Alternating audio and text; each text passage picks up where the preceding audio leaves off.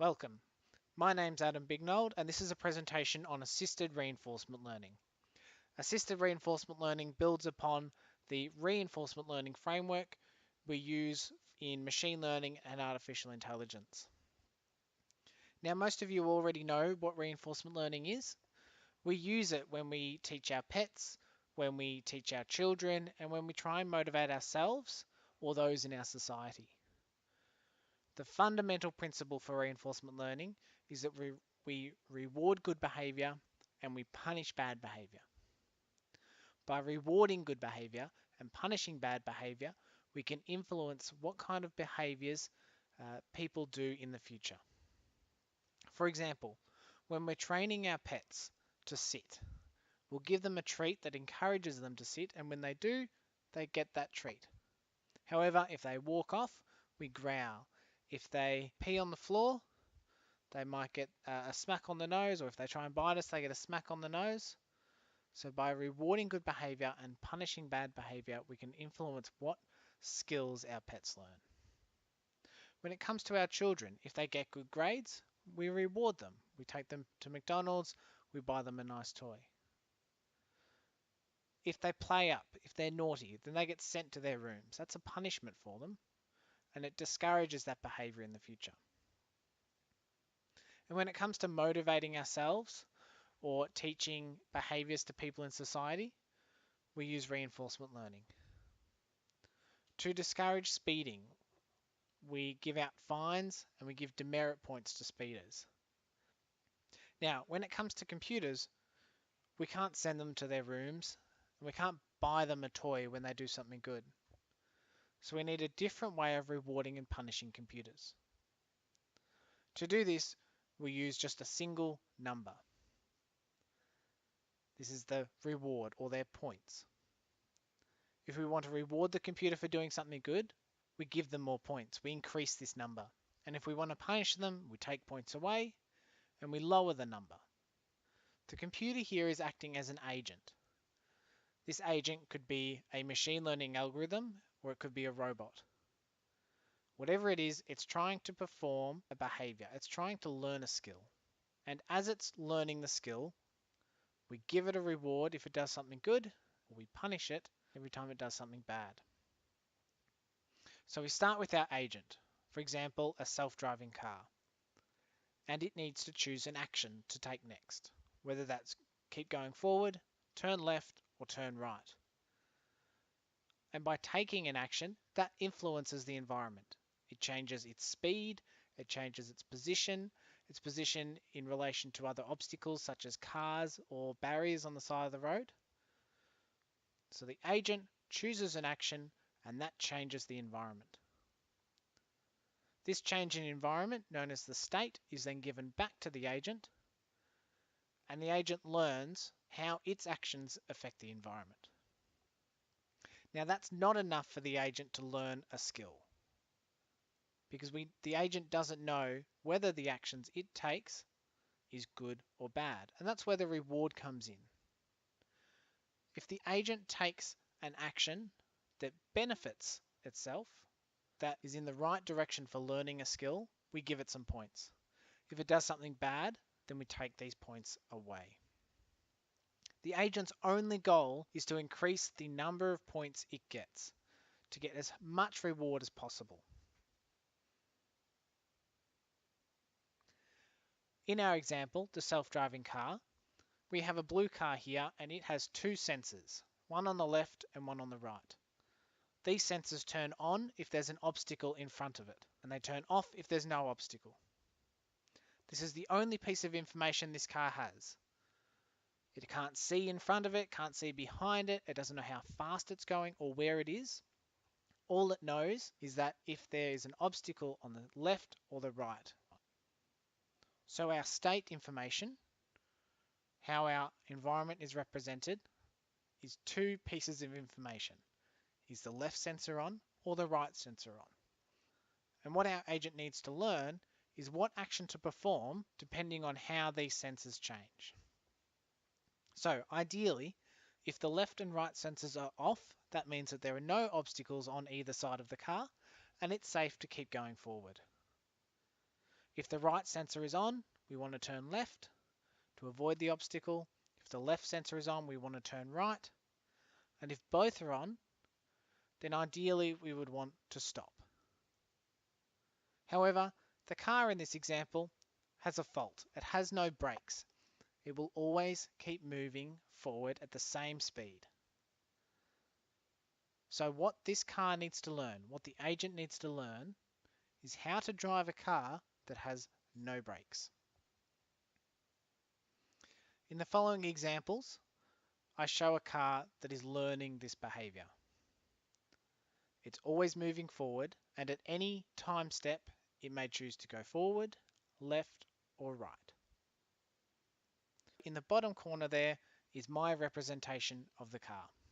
A blue square with a yellow arrow pointing in the direction it's traveling, and two green dots, one on the left and one on the right, to show its obstacles. On the left, we have the car training. It is trying to learn the behavior of driving this car without crashing. And on the right, about 10 minutes later, the car has learnt the correct behavior. It is not crashing at all. If we look at the car as it drives around, if it hits a wall, the white barriers in the middle, or the wall on the outside, it restarts in a random position on the map. It also gets 1,000 points taken away from it. Now the aim of the agent is to get as many points as possible. So if it wants to get as many points as possible, it needs to not lose any, which means it needs to not crash. Now when the agent begins, it doesn't know what crashing is. It doesn't know that if it hits a wall, it loses 1,000 points. It learns this through trial and error. And after about 10 minutes, it learns that if my right sensor turns on, it means that there's something on the right sensor and I should turn left, and vice versa. And what our car here has learnt, that if both sensors are on, it's always going to turn right. No matter what, it always turns right. And we can see that in how it develops this clockwise turning behavior. So reinforcement learning has some benefits and some challenges. The benefits are that it can learn from scratch with no existing information about the environment and only a reward signal about what is right and what is wrong. It can learn a behavior. It can learn a new skill. And it can learn without supervision. Once it's given this initial piece of information, what is right and what is wrong, it will learn without supervision, without help from anyone, the correct behavior that satisfies that reward condition. And it does this by learning while interacting with the environment. It doesn't need to be given huge amounts of data at the beginning. It doesn't take a lot of processing. It just learns while it's operating. However, this can take a long time. Trial and error takes a long time to learn a new skill. This is because it needs to encounter every possible situation to learn what to do in that situation. This can also be expensive, not only in the time that it takes, but in the physical expenses.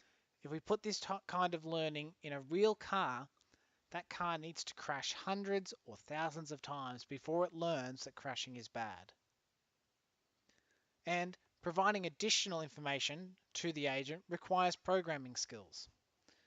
If I want to tell the agent, if your left sensor turns on, you should always turn right, I need to stop the agent from running. I need to edit the agent and with programming skills, change the information it knows. And then I need to start the learning again. Another challenge is the unintended solutions. An agent will always try to maximize the amount of reward it gets. It decreases how many points it loses. This can lead to unintended solutions. As we can see here, the car has learnt to go around in a circle. Yes, it is never crashing, but it's not the behavior we intended. We wanted a car that could drive around the map. And we can see here that it doesn't even care that if the sensors turn on or off. The sensors are intersecting with the edge of the map, but the agent still chooses to keep turning around in a circle.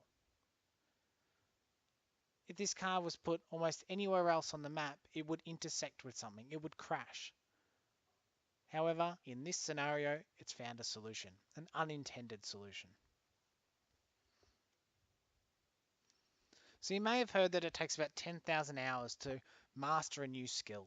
This was said by Malcolm Gladwell in his books The Outliers and The Tipping Point, after he interviewed several violinists and found that they spent about 10,000 hours learning their skill. However, it didn't take you 10,000 hours to learn to drive. It didn't take you 10,000 hours to learn how to do your job. And it didn't take you 10,000 hours to complete university.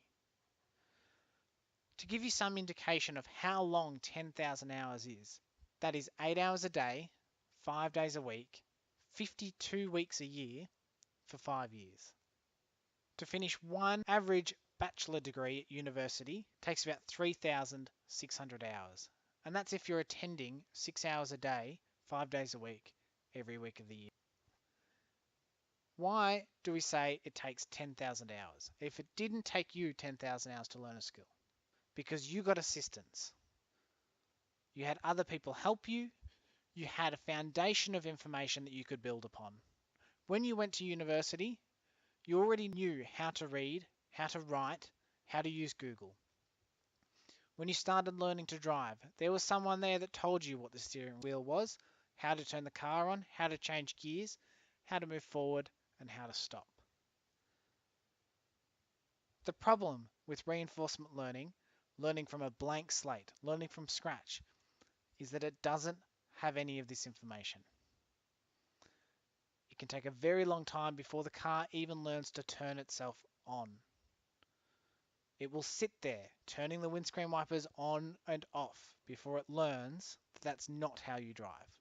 It doesn't know what the accelerator is. It doesn't know what the steering wheel is. It learns from trial and error. So this is where assisted reinforcement learning comes in. Assisted reinforcement learning gives the ability for humans and other information sources to interact with the agent while it's running. And by interacting with the agent, can give it extra information about the environment.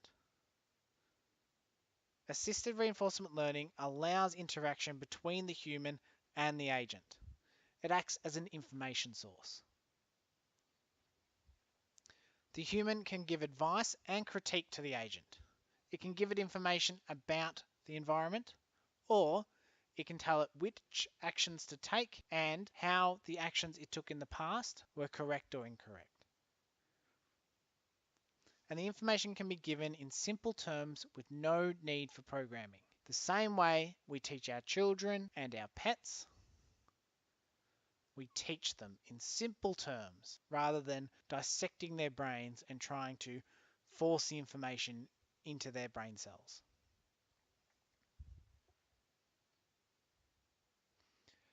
Assistive reinforcement learning allows us to verbally reinforce decision making by saying, yes, what you just did was right, or no, what you did then, that was wrong. It allows us to override the agent's decision making by saying, take a left next turn, stop what you're doing right now, giving commands. And perhaps the most powerful, giving it rules. If your left sensor turns on, that means that there's a car there, turn right. In the example we had before of the car driving around the map, if we gave it one piece of information, if one sensor turns on, turn the opposite way. That one piece of information, if one sensor turns on, turn the other way, reduces the training time from about 10 minutes down to 25 seconds. So the research aim of assisted reinforcement learning is to create intelligent agents that can adapt to individual situations, and to create agents that can be taught as easily as pets and children. At the moment, reinforcement learning learns from a blank slate. There are over 9 billion people on this planet with an immense amount of knowledge. The aim of assisted reinforcement learning should be to use that information that we already know to accelerate the learning of artificial intelligent agents. The days are coming in which we will have robots in our homes and in our businesses, and we should be able to teach these robots new skills intuitively and like we teach skills to other people. without having to pull them apart, without having to program them, and without having to buy a new model every time a new behavior is wanted. With assisted reinforcement learning, this may be possible. That's the end of this presentation. If you have any questions, please jump on my website, adambignold.com.au. There you can find my contact information and my social media. Thank you.